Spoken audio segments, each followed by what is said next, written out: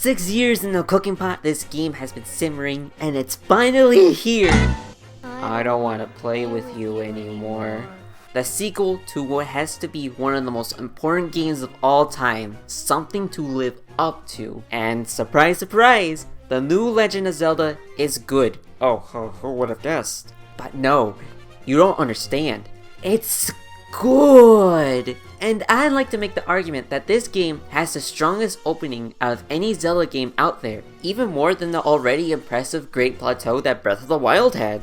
Also, heads up, this video is gonna have some gameplay spoilers, as I talk not only about the beginning of the game, but also some things outside of that too. So maybe steer clear if you want to stay blind to the game's surprises. At least, the beginning of the game is more enticing than Breath of the Wild in my opinion, because not only do we start with a large revelation on the Zelda lore and the beginning of Hyrule, but then we discover some bomb has been living in my house! Don't worry Zelda, I'll get this guy off your property.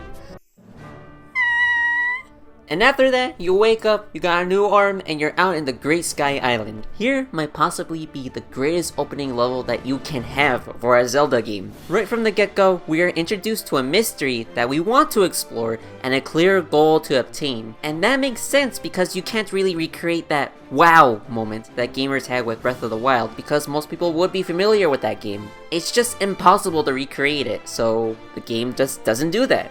Instead, it decides to dump you with the biggest toolbox known to gamingkind and say, go! Do it! If anything, there's a lot more structure in terms of the game overall, and that can be seen with the Great Sky Island. If anything, I'd say that Breath of the Wild drops you off at the daycare and doesn't really care what you do past a certain point of the game. Go ahead, I'm sick of you. Go, shoot! While Tears of the Kingdom actively expects you to do something, dropping a large toy box and trusting you can do something with them to get the task done at hand. Not only is the island the biggest section in the sky area, but it's also broken up into several layers. The first is simply understanding the mechanics of the game, grab apples, swing sticks, all that jazz. All of that before gaining a Pearl Pad and jumping down to the real level. Oh boy, are there any games on that Pearl Pad? Ooh, Angry Birds!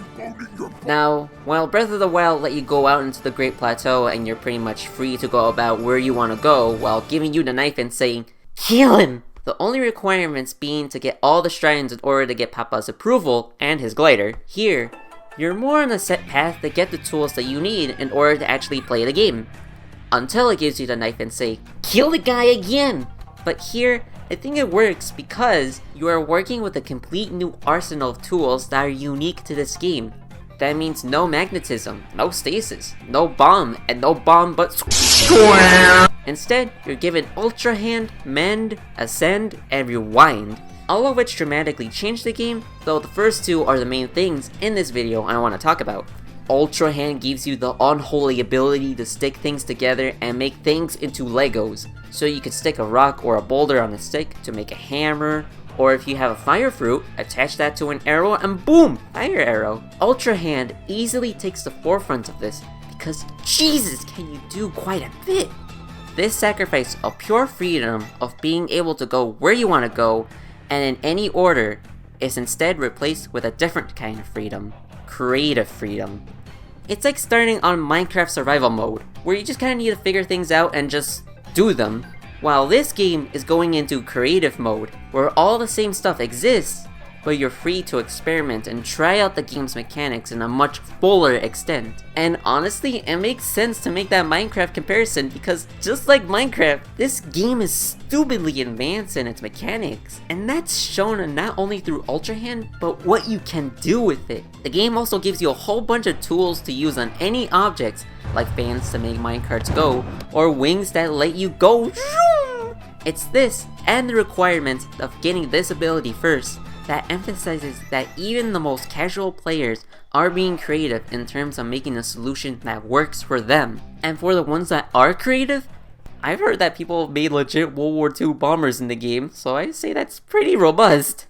It's almost as good as nuts and bolts, baby! Masterpiece, yeah, baby! Yeah, masterpiece, yeah! Let's go! I wanna always a classic.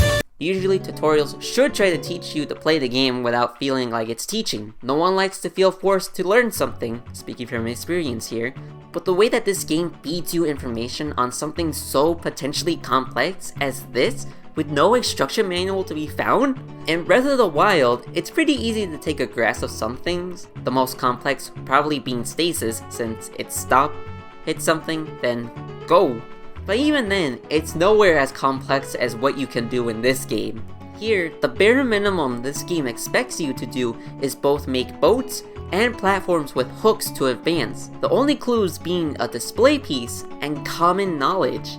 How many games do you know put that much faith in the player and just hope they can assume the parts by themselves? That's insane! And there's still that level of openness in how you want to approach things that's inherent to the game. You know how everyone lauded the fact that you could get distracted by any one thing while doing a mission and then get rewarded for being curious? There's multiple opportunities for that to happen, and all those test those mechanics and toy with them and get used with them. You could be making a raft, but then you could see a treasure chest in the distance and go, oh boy, I want to get that! And it's all crafted with that intent, and not once did I ever question, am I missing something if I go this way? Something that repeatedly happens in countless single player games that I've played. The game trusts your instincts and what will entice you the most to do. And like, I love how this game is able to surprise me and keep me on my toes. Like, I figured out how to use the minecart and the rails, and right after that, I saw another rail and cart, and I thought, these fools, don't they know I mastered the cart? Only to dive headfirst off a cliff because I neglected to see that the rail was in fact broken, and instead I had to use a hook instead. Or how about when I noticed this big arena and I wondered, what's over there? Uh-oh. I found this cute boss, to my knowledge, is completely optional. There's over 19 Korok seeds apparently, and I only found like 4? Oh god. So all in all, this opening may not be the best level in the game.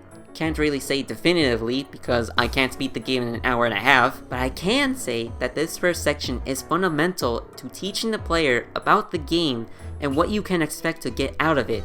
Something that any opener or tutorial should do. And god, this is capitalized when you get out and a majority of the puzzles revolve around using the Ultra Hand. Like there's this one mini game that you could play when you fall in a canyon and you're given a bunch of stuff, the only objective being get the ball as far as you can. Not backwards though, I learned that the hard way. Or how about when you find some guy stuck in a hole and you need to build him something to get him out of there? In both cases, the game gives you suggestions, but it never straight up tells you how to do it. It still carries that idea of do it yourself from the start of the game. It makes me feel like a super genius because I solved the problem. I didn't do what the game asked me to do, I did it myself. So all in all, this is just a really good game that trusts you to do what you want to do in this world. And I just find that really admirable.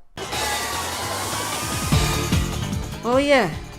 This is the first time I'm ever doing something like this, so it'd be neat to see your input on this. Whether you guys would want me to cover more games or just gaming topics in general, I could do that. I got some ideas of some stuff I would like to talk about, so yeah. Let me know.